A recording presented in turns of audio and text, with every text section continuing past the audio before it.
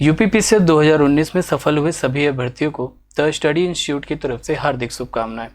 आज हमारे इस कार्यक्रम में यूपीपीसीएस 2019 में एसडीएम पद पर चयनित मिस ऋतु रानी से हम चर्चा करेंगे, उनकी सफलता के बारे में जानेंगे।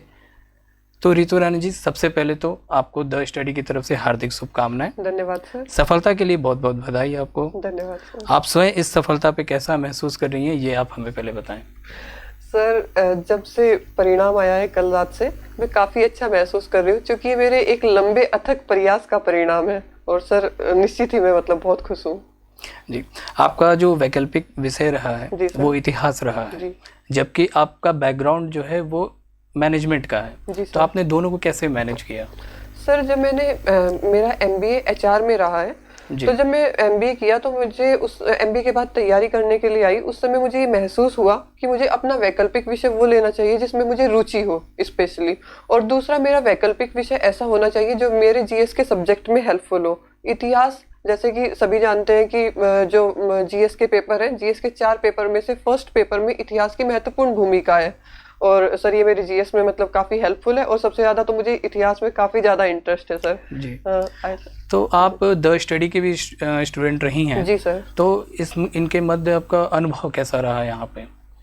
सर, द स्टडी में मैं 2014 में तैयारी करने के लिए आई थी, और ये बड़ा इंटरेस्टिंग है कि मैंने जीएस की क्लासेस ज्वाइन करने से पहले द स्टडी में मणिकांत सर के मार्ग निर्देशन में हिस्ट्री ऑप्शनल की क्लासेस ज्वाइन की थी। और सर, हिस्ट्री ऑप्शनल की क्लासेस के दौरान न केवल मुझे मणिकांत सर का मार्गदर्शन मिला, इसके अलावा सर, चाहे मेरी टेस्ट सीरीज हो, कोचिंग का कोई मटेरियल हो, इवन यहाँ तक कि अब मेरा चयन जो कि अब 2019 में के पद में मेरा चयन हुआ है एसडीएम के पद पर जी। तब से लेकर अब तक निरंतर मैं संस्थान से जुड़ी रही, और संस्थान ने लगातार मेरी हर तरीके से मदद की है, चाहे वो टेस्ट सीरीज को लेकर हो या गाइडेंस को लेकर हो, किसी भी चीज़ को लेकर हो। अच्छा, यूपीपीसीएस और यूपीएससी का तैयारी करने का जो स्वरूप है जी, तो उसमें कोई आपने डिफरेंस पाई, और क्या क्या डिफरेंस होते हैं? सर, अगर 2017 तक देखें तो यूपीपीसीएस और यूपीएससी के पैटर्न में काफ़ी डिफरेंस था, लेकिन 2018 से यूपीएससी और यूपीपीसीएस के पैटर्न में काफ़ी समानता आ गई है। समानता इन द सेंस कि अब वहाँ भी जीएस के 4 पेपर हैं, यहाँ भी जीएस के 4 पेपर हैं, और आपका एक ऑप्शनल सब्जेक्ट होगा, इसके अलावा एसए और हिंदी।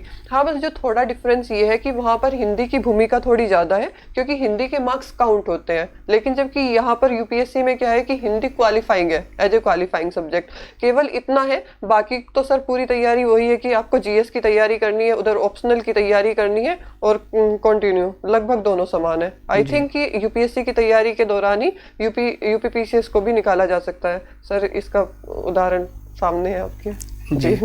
आप अपने इंटरव्यू के अनुभव के बारे में थोड़ा बताएं हमें। सर, मेरा interview doctor Savita Agarwal ma'am के बोर्ड में था, और लगभग 30 से 35 मिनट मेरा इंटरव्यू चला था, और मेरा इंटरव्यू का अनुभव अब तक के मेरे करियर में सबसे ज़्यादा शानदार रहा है, क्योंकि मुझे नहीं लगता कि इतना अच्छा इंटरव्यू मैंने कभी दिया होगा। मेरा इससे पहले एमबीए में भी, या किसी अदर पोस्ट पर भी, या पहले भी मैं इंटरव्यू दे चुकी हूँ, लेकिन सबसे अच्छा इंटरव्यू मेरा 2019 का ही इंटरव्यू रहा था जी सर। जी, तो आपने इंटरव्यू की तैयारी आपने कैसे की, उसके बारे में थोड़ा प्रकाश डालते हैं आप? सर, जो मैंने इंटरव्यू की तैयारी की थी, उसमें मैंने हिस्ट्री ऑप्शनल के लिए मणिकांत सर की एक वीडियो है जो यूट्यूब पे काफ़ी वायरल है, बल्कि मेरे सभी फ्रेंड्स ने उसे देखा भी है। उससे काफ़ी हेल्प मिली थी इतिहास ऑप्शनल के बारे में जानने की, कि इतिहास से कैसे प्रश्न पूछे जाते हैं, किस तरीके से हमें उनका आंसर करना चाहिए। इसके अलावा सर, डेली न्यूज़पेपर रीडिंग जो मस्ट है, इस करंट अफेयर्स के जितने भी मुद्दे चल रहे हैं, चाहे वो राष्ट्रीय स्तर की घटनाएं हो, अंतर्राष्ट्रीय स्तर की घटनाएं हो, या क्षेत्रीय स्तर की घटनाएं हो, या सरकार की जितनी भी योजनाएं हो, चाहे वो किसान आंदोलन से संबंधित ही कोई मुद्दा क्यों ना हो, सभी मुद्दों पर मैंने पूरा फोकस किया था। इसके अलावा सर, ये तो सभी जानते हैं कि इंटरव्यू की तैयारी कोई एक दिन में तो नहीं हो सकती, ये तो पूरा ओवरऑल होता है, आपकी पूरी पर्सनैलिटी का एक डेवलपमेंट होता है। हालांकि बस आपको केवल कुछ मुद्दों पर फोकस करना होता है, उन मुद्दों पर मैंने फोकस किया, और परिणाम सर अच्छा रहा। तो इंटरव्यू बोर्ड में आपसे कौन कौन से प्रश्न पूछे गए? सर, इंटरव्यू थोड़ा मेरा इंटरेस्टिंग था। इंटरेस्टिंग इन द सेंस, क्योंकि मेरी हाइट जो है वो 5 फीट 11 इंच है, तो जो मेरा इंटरव्यू स्टार्ट ही हुआ, जैसे ही मैंने अंदर एंटर किया तो मेरा इंटरव्यू ही स्टार्ट हुआ मेरी हाइट से। मैम का पहला क्वेश्चन था, डॉक्टर सविता अग्रवाल मैम जो मेरी बोर्ड की अध्यक्ष थी, कि वाह व्हाट अ हाइट। तो उसके बाद थोड़ा मैं भी रिलैक्स हो गई, तो एक कॉन्फिडेंस बूस्ट अप हुआ। बाकी सर जो क्वेश्चंस रहे मेरी हॉबी से रहे, मेरे मतलब एजुकेशनल बैकग्राउंड से रहे, इसके अलावा मेरे इतिहास के वैकल्पिक विषय से भी क्वेश्चन रहे, और बाकी मेरे स्टेट से क्वेश्चन रहे। लेकिन मुझे लगता है कि समग्र तैयारी का एक परिणाम था पूरा का पूरा, अगर देखा जाए। जैसे उसमें कुछ इंटरेस्टिंग क्वेश्चन थे, जैसे मैंने अभी बताया कि वाह व्हाट अ हाइट, एक हाइट के ऊपर ही था। इसके अलावा हॉबीज में चूंकि तभी गाबा टेस्ट मैच हुआ था, तो गाबा टेस्ट मैच को लेकर काफी डीप में क्वेश्चन पूछे गए, और क्रिकेट एज ए हॉबी मैंने चूज किया था, तो वहाँ पर जो एक्सपर्ट पैनल था उन्होंने बड़ा अच्छे इससे क्वेश्चंस पूछे। इसके अलावा मेरा जो एजुकेशनल बैकग्राउंड में, जैसे मैंने बताया, मेरा ग्रेजुएशन में इंग्लिश एज ए सब्जेक्ट रहा है, इंग्लिश पॉलिटिकल साइंस। तो इंग्लिश एज ए सब्जेक्ट में उन्होंने मुझसे कुछ प्रोज के, कुछ पोइट्री के कुछ क्वेश्चंस भी पूछे, और सर ने एज ए कॉम्प्लीमेंट मेरे लिए एक फ्रेज भी बोली थी वहाँ पर, जो मतलब काफ़ी अच्छी थी। इसके अलावा एक क्वेश्चन था थोड़ा अलग हटके था लीक से, किसान आंदोलन या इन मुद्दों से हटकर। वो ये क्वेश्चन था कि आप अगर हम सब आपको प्रपोज करते हैं तो आप हम में से किसके साथ शादी करना चाहेंगी। तो ये काफ़ी अलग क्वेश्चन था, और मुझे काफ़ी ऐसे क्वेश्चन को फेस करना काफ़ी अच्छा लगा, क्योंकि थोड़ा हटके था। बाकी तो सर मेरे सब्जेक्ट से ज़्यादा क्वेश्चन थे। अब आप हमें ये बताएं कि अपनी सफलता का श्रेय आप किसे देना चाहेंगे?